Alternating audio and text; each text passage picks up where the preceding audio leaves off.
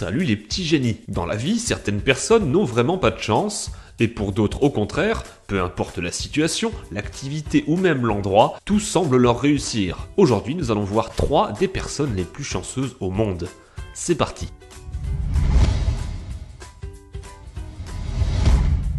Johan Ginter a, on peut le dire, le cul bordé de nouilles. Si vous ne le saviez pas, sachez que vos chances de gagner à la loterie se chiffrent à 1 sur 200 millions. Vous avez en effet plus de chances d'être percuté par un astéroïde que de gagner à la loterie. Johan, elle, n'a que faire de ces statistiques, car tenez-vous bien, elle n'a pas gagné une fois, mais bien 4. La première fois qu'elle joua, elle empocha la modique somme de 5,4 millions de dollars. 10 ans plus tard, elle rejoua et empocha cette fois-ci 2 millions de dollars. Enfin, comme si ça ne suffisait pas, quelques années passèrent et elle empocha cette fois-ci le jackpot de 3 millions de dollars. En 2008, dans le doute, elle rejoua une 4e et dernière fois et tenez-vous bien, elle empocha son plus gros gain, soit la coquette somme de 10 millions de dollars.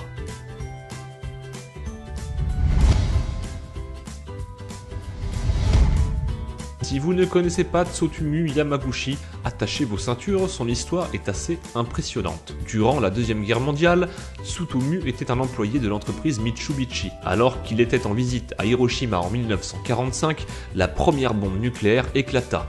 Bien que blessé par l'explosion, il réussit à s'en sortir indemne. Sa famille résidant à Nagasaki, il fut donc rapatrié là-bas et reprit le travail le 9 août, qui est, je vous le donne en mille, le jour où explosa la deuxième bombe nucléaire. Encore une fois, il en sortit sans une égratignure. Plus tard, Yamaguchi passa le plus clair de son temps à promouvoir et expliquer l'importance du désarmement nucléaire. Il déclara dans une interview « La raison pour laquelle je déteste la bombe atomique, c'est pour les souffrances horribles qu'elle inflige non pas au corps, mais bien à la dignité humaine.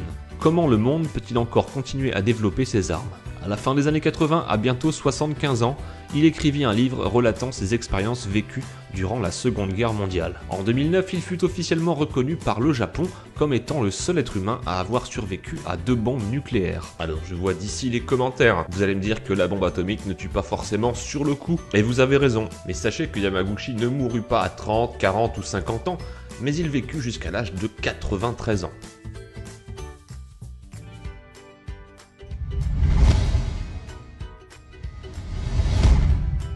Vous avez déjà vu le film Incassable? Eh bien croyez-moi, c'est du pipi de chat à côté de l'homme que je vais vous présenter. Allez, on termine en beauté par l'homme le plus chanceux du monde, Fran Šelak. Reconnu de nombreuses fois comme l'homme le plus chanceux sur Terre, cet homme d'origine croate a réussi à tromper la mort plus de 7 fois. En 1962, alors qu'il voyageait en train, ce dernier dérailla et atterrit dans un canyon, dans une rivière gelée en contrebas. Les 17 autres passagers moururent noyés, tandis que Šelak, lui, réussit à nager jusqu'au rivage et s'en sortit avec un bras cassé et de l'hypothermie. À peine un an plus tard, en 1963, alors qu'il montait dans un avion pour la première fois, il fut tout bonnement aspiré à l'extérieur de l'appareil. Le problème venait d'une des portes qui était défectueuse. L'avion s'écrasa, tuant les 19 autres passagers, pendant que Šelak, lui, avait miraculeusement atterri sur, tenez-vous bien, une botte de foin. Comme quoi Assassin's Creed ne mentait pas.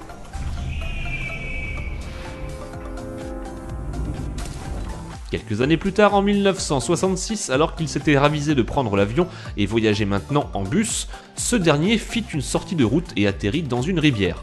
4 passagers moururent noyés, Šelak lui s'en sortit avec des égratignures et quelques bleus. En 1970 et 1973, il survécut à 2 accidents de voiture. Les 2 fois, cette dernière avait pourtant pris le feu, mais il réussit à se dégager et s'en sortit avec de légères brûlures. En 1995, il fut percuté par un bus, mais là encore, à défaut d'être broyé en 1000 morceaux, il s'en sortit quasiment indemne. À peine un an plus tard, alors qu'il roulait en voiture sur le col d'une montagne, il percuta un camion de pleine face dans un virage. Les barrières de sécurité étant défectueuses, le camion envoya tout simplement la voiture de Šelak dans le ravin à plusieurs centaines de mètres en contrebas. Mais devinez quoi, Šelak n'avait pas attaché sa ceinture ce jour-là. Résultat, il fut tout simplement éjecté de la voiture lors du choc frontal, quelques secondes avant que cette dernière ne tombe dans le ravin.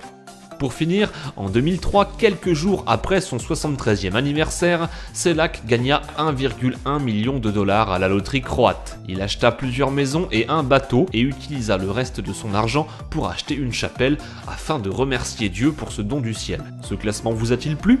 Quelle est l'histoire qui vous a le plus marqué ou choqué? Dites-le moi dans les commentaires. Comme d'habitude, n'hésitez pas à vous abonner si la vidéo vous a plu. et également à faire un tour sur la chaîne secondaire. A très bientôt et bonne soirée à tous.